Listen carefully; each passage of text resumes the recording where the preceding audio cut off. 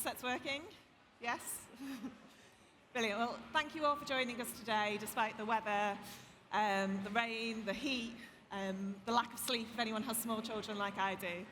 I'm Carroll, Marketing Director for Papa John's. And I'm Bryan, Strategy Director at Bicycle, London. So we've been working together for nearly 2 years now, since I joined Papa John's and Bicycle won our creative and media pictures.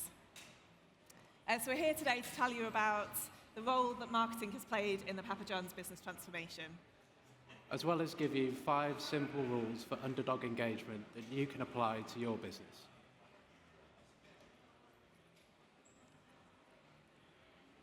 Good clicking. So number 1, be brutally honest. So let me summarise the challenge that we faced. So hopefully you all know the Papa John's brand. You know that it's a long-standing brand that's been in the UK for over 25 years.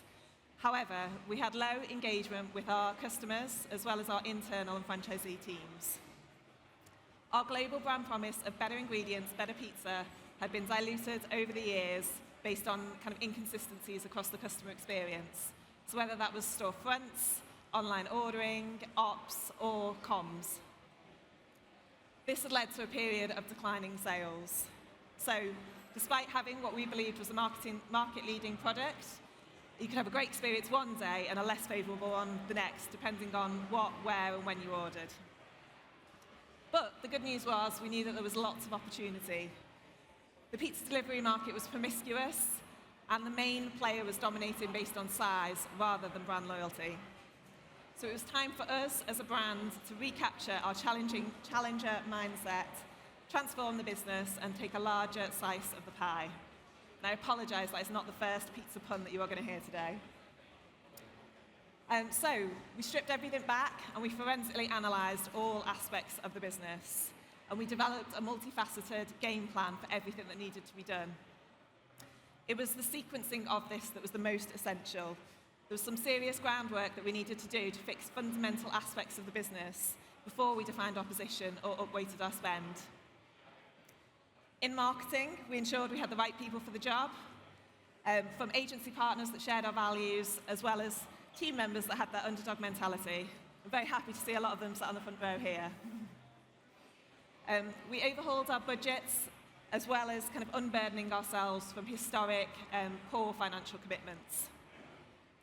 And then we also invested in a mathematical attribution model to understand the true return on investment from our marketing spend. In particular, really delving into how we could rebalance the split between performance as well as brand spend, with the objective of making sure we were driving sustainable long-term growth. We also commissioned new occasion-based research to understand where we were succeeding and where we were falling short in the customer's mind. And we also wanted to take a closer look at the brand to understand if we were living up to our brand promise. Number 2, get started yesterday. So in a franchised, publicly listed business like ours, we needed to drive results immediately. We had the livelihood of our franchisees on the line, as well as being answerable to our investors every quarter. And whilst there was excitement since the conception of this project, our key stakeholders wanted to see how we were pushing the brand forward from day one. So, whilst we developed the long-term brand strategy, it was important for us to create some tactical activations to keep up momentum. Things such as our Euros activation in 2024, where we provided a commentary on England and Scotland's tournament progression and upping the ante at each stage. We had activations such as a print execution, which was a mock tactical view using pizza in the place of England players. And we also had this out of home in Leicester Square, begging Gareth for another bank holiday. We also used brand partnership with Call of Duty to engage in a bit of friendly combat and give the customers of our competition the permission to go deliciously rogue and try Papa John's. Hang on. These delivered on the sales targets, maintained buzz, with key stakeholders and started to get us noticed for the right reasons. Some were even recognised by the industry and gained us a few accolades. And then during this period, we also lent into our stakeholder engagement and we started to test a different way of doing things, in particular focusing on our customer value proposition. So we really wanted to get ourselves off the kind of promotions fix and onto our front foot. This was effectively our fail fast stage. Number 3, look through others' eyes. To get a fresh perspective on the brand and the position that we could occupy in the market, we wanted to look at the brand from multiple different angles, from the perspective of the customers, the needs of the franchisees, and also the ambition of the internal stakeholders. This process was the groundwork that provided essential ingredients for the brand strategy. The task then was to take all the information and find the connection that joined it all up. And thankfully, this did validate our focus on ingredients and quality. These were key points of difference for the Papa John's brand. Some customers were also really big fans of the brand, and that provided a great base for us to reframe and unlock the position's kind of true potential.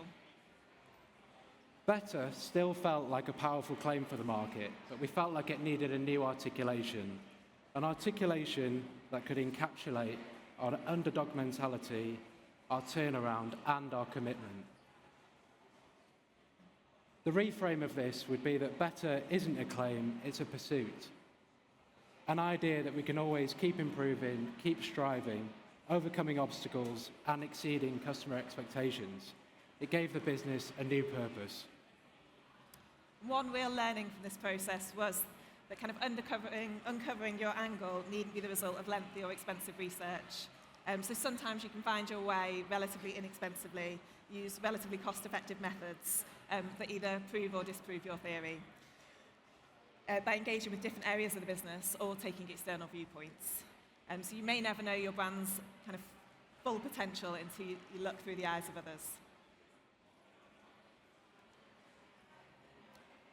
Number 4, be the rallying cry. And I've got to give a shout out to Will, who's in the audience, who's starring in this slide. We all know that a brand is much more than a logo or its advertising. It's every facet of the business that helps to form a feeling of what we do in the customer's mind. And therefore, we needed a brand strategy that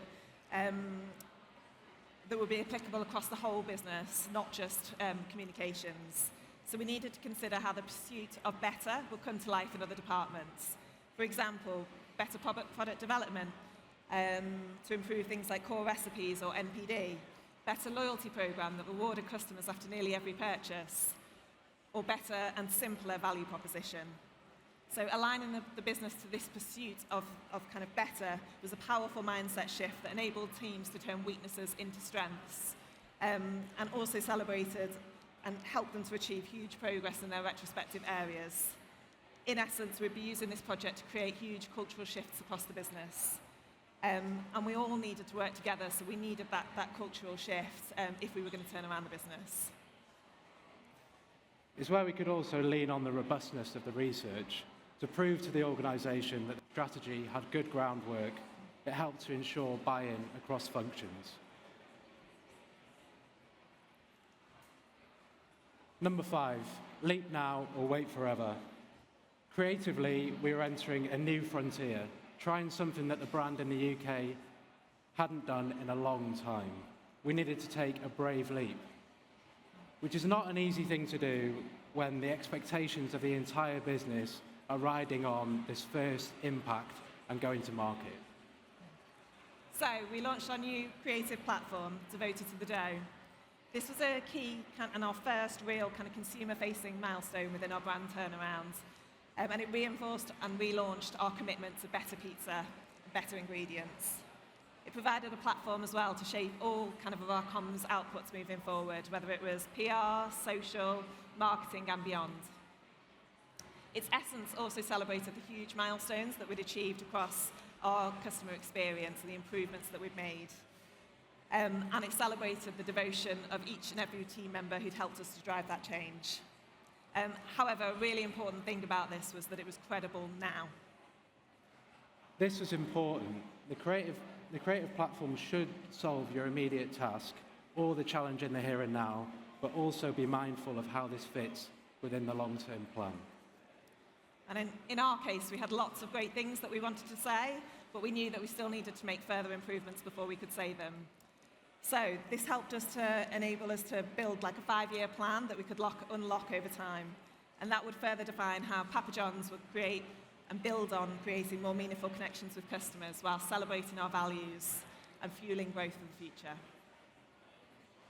We needed to act now. Budgets were tight, and we knew we had HFSS looming, and stakeholder engagement could fade fast. Therefore, we needed to lean into our instinct to some degree. Yes, we had a lot of research to confirm our position, but with creative pursuits, there will always be an element of the unknown. It's important in this regard to think like the consumer and trust your emotional response to the creative work that you're seeing.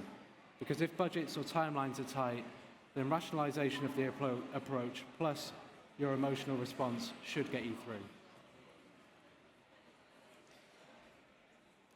And the results. So we're really pleased that we're starting to see improvements where you'd want to with a refreshed brand strategy. So both immediate sales are improving, as well as those kind of longer-term brand metrics. And it's really only the beginnings. There's still lots of work for us to do. You know, as I said, we have this bold 5-year plan, and we will unlock this over time as we kind of continue to push our proposition further. We also need to think about how the creative work can be pushed further too. As we mentioned, we can't communicate in the same way post-HFSS, but the strategy gives us good grounds to push forward to bigger and better things. So, here are 5 rules for Underdog engagement. Number 1, be brutally honest. Take a forensic look at all areas of your business and identify where needs the most help, and be really brutal with focusing your efforts there. Number 2, get started yesterday. Don't wait around if the appetite is there. Start testing to see what could give you an early advantage. Number 3, look through others' eyes. So collect multiple points of view about your brand and force yourself to look at it in a new light. Number 4, be the rallying cry. Build on the excitement to launch a new strategy, ensure it's applicable across the whole business, and make it stick. Be more Will, running around in a pizza outfit. Number 5, leap now or wait forever. So a bold new era in your brand needs a bold first step. Trust your instincts and really do push boundaries. Well, thank you very much for listening today. We'll pause now if anyone has any questions.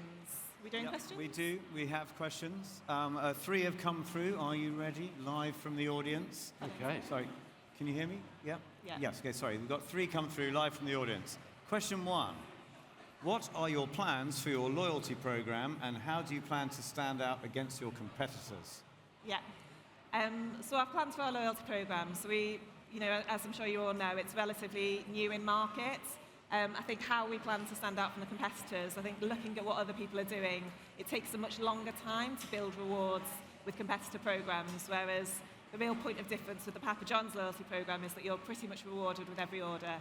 So that's kind of very exciting for us, and again, we think it's a real point of difference within the market.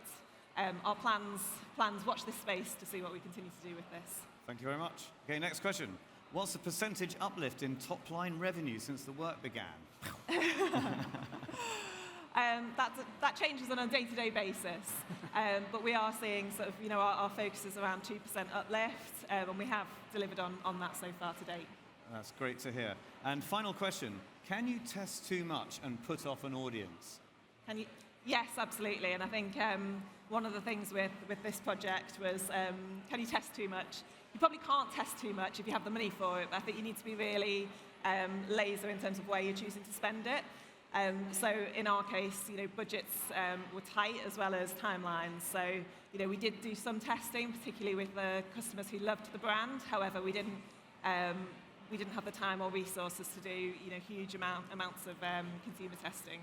Thank you so much. That ends your Is there question. anything you wanted to add to that, Bryan? No, I don't think so. No, we yeah, we gave it some good testing with the immediate fans of the brand, but yeah, we had a few restrictions on being able to do extensive testing of the creative. But to Bryan's point, trust your instinct and trust that you know your brand best as well. Use all the data that you've got. Great. Well, look, thanks so much, Rebecca from Papa John's and Bryan from Bicycle. Thank you so much. Thank you.